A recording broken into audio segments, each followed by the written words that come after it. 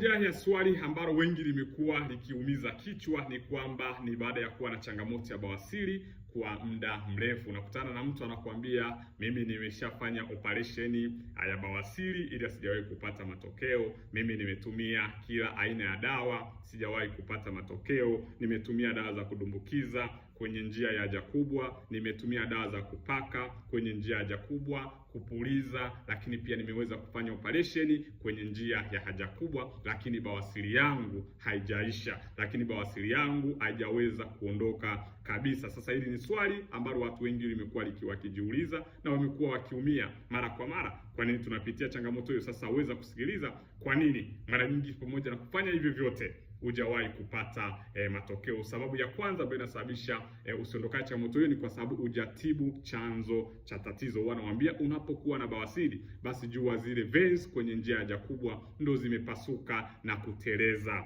na zile veins au tunasema ni zile veins zinazopatikana mwisho mwa utumbo mkubwa au tunasema rectum zimeweza kuvimba na kupasuka. Sasa unapotumia sio kudumbukiza, sio operation, unakuta changamoto inarudi kwa sababu chanzo cha tatizo hujakitibu. Chanzo cha tatizo bado kiko pale pale. Zile veins kwenye njia haja kubwa ndo zinatakiwa zipate tiba mapema ili iweze kuondokana na changamoto ya bawasiri. Kwa hiyo namba moja, huwa tunasema chanzo cha tatizo akijatibiwa. Ndio maana wengine ambao wamekuwa wakipata msaada moja kwa moja kutoka kwetu wamekuwa wakipata matokeo, kwa sababu tunadili na chanzo cha tatizo ambayo tunasema tunatibu zile veins kwenye njia ya haja kubwa moja kwa moja. Lakini namba mbili ni wengi kutokubadilika. Lazima tubadilike unapokuwa na changamoto ya bawasiri. Hakikisha pengine unabadilika wakati wa kula, hakikisha usikae muda mrefu baada ya kula, hakikisha unasimama, unatembea tembea ili chakula, ili usiongeze pressure ya haraka kwenye njia ya haja kubwa. Lakini kama ni mjamzito, mara nyingine inatokana na ukuwa na kitambi. Hakikisha unapokuwa na kitambi, uzito mkubwa, hakikisha unaliangalia mara kwa mara. Lakini pia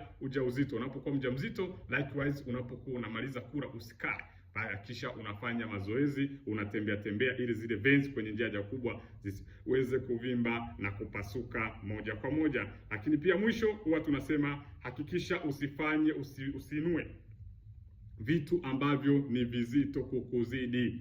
Vitu ni vizito kukuzidi, wala unaonunua chuma ni hatari kwa afya yako. Fanya mazoezi ambayo yako ndani ya uwezo wako. Kwa hiyo tunasema kwamba kama una changamoto ya bawasiri bila kutibu zile veins kwenye njia haja kubwa, unakuwa unafanya kazi bure. Ndio maana wengi unaona wanaendelea kuteseka kwa muda mrefu na hawajawahi kupata matokeo ya bawasiri. Kwa hiyo kama una changamoto ya bawasiri, unahitaji tiba, andika neno bawasiri, lakini usahau kuchukua namba yangu kwenye bio ili ucheki WhatsApp. Andika neno bawasiri ili uweze kupata msaada zaidi. Usiache kufuatilia hatua inayofuata, njia rahisi sana, madhara yake ya bawasiri ni yapi, ili uweze kujifunza moja kwa moja.